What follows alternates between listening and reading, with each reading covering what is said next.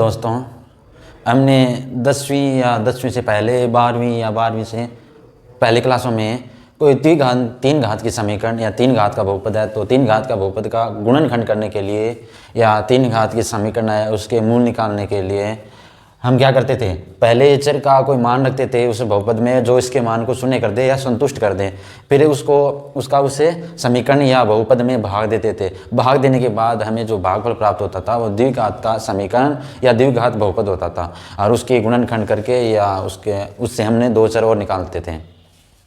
एक तीन घात की समीकरण के रूट 3 होते हैं।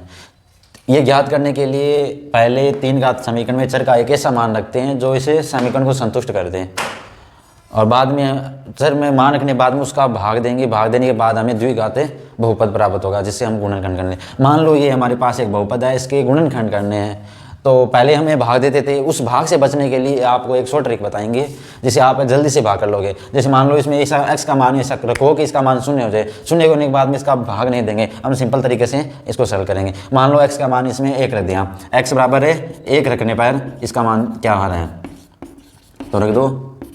इसका 1 रखने पर ये 1 हो जाएगा, ये 3 हो जैसी और ये -1 और -3 यानी इसका मान शून्य आ रहा है। तो x बराबर 1 रखने पर इसका मान शून्य आ रहा है तो x -1 है इसका एक गुणनखंड होगा। x -1 गुणनखंड होगा तो इसका भाग देने के बाद एक द्विघात बहुपद बचेगा, उसका गुणनखंड कर दो, इसके 3 गुणनखंड हो जाएंगे। हम इसका भाग नहीं देंगे, हम क्या करेंगे इसकी गुणांक ले लेंगे। जैसे x³ का गुणांक है 1, x² का गुणांक है 3, x का गुणांक है -1 और अचर पद है -3। अब इसमें मान क्या रखा था, हमने मान रखा था 1 तो 1। अब 1 का पहले 1 ये आ जाएगा। अब इसको गुणा करके लिखना है, 1 आएगा तो जोड़ के लिखेंगे तो 4 आएगा, 4 को गुणा करके लिखेंगे तो 4 आएगा वापस और 4 -1 में 4 जोड़ेंगे तो प्लस का 3 आएगा। 3 को 1 से गुणा करेंगे तो 3 आएगा, 3 में -3 जोड़ेंगे तो 0 आएगा। तो द्विघात बहुपद बचेगा वो क्या होगा हमारा, यानी इसके गुणांक ये होंगे।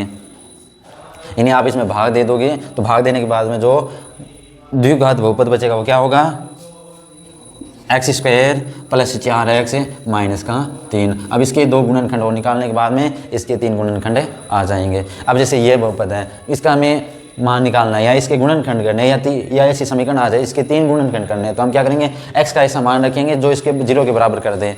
बाद में वो किसका शून्य का उसका भाग देंगे। भाग देने के बाद में इसके द्विघात समीकरण या द्विघात बहुपद आएगा उसका गुणनखंड और कर लेंगे, उससे 2 मान और आ जाएंगे। तो हम ऐसा ही तरीका लगाएंगे। इसमें x का मान क्या रखेंगे, ये शून्य कर दें तो x बराबर -1 रखते हैं। x बराबर -1 रखने पर इसका मान देखो क्या आ रहा है, -1³ -1 और -1 का स्क्वायर 1 जैसे तो ये प्लस का 4, ये माइनस का 9, ये प्लस का 6, माइनस का 1 माइनस का 9, माइनस के 10, 4 से 10 यानी माइनस के 10 प्लस के 10 और हो जाएंगे 0। यानी -1 इसका यानी x -1 यानी इसका एक गुणनखंड होगा। तो x -1 का भाग देना है तो इसके गुणांक लिख लो 1, 4, 9 और 6 और इसका मान रखा था -1। ये सेम का सेम आएगा 1। अब इसको गुणा करके लिखेंगे, यहाँ पर कितना आएगा -1। जोड़ के लिखना है तो 3, गुणा करके लिखना है तो -3, जोड़ के लिखना है 6, गुणा करके लिखना है -6 और ये 0। यानी आप x बराबर -1 तो इसे आ जाएगा x + 1 बराबर 0। इसका भाग देंगे तो उसके जब द्विघात समीकरण बनेगी तो उसके गुणांक ये होंगे। जैसे भाग देने के बाद आपका px क्या बचेगा, x + 1। इसका भाग दिया तो भाग पहले आएगा x² + 3x² और प्लस का 6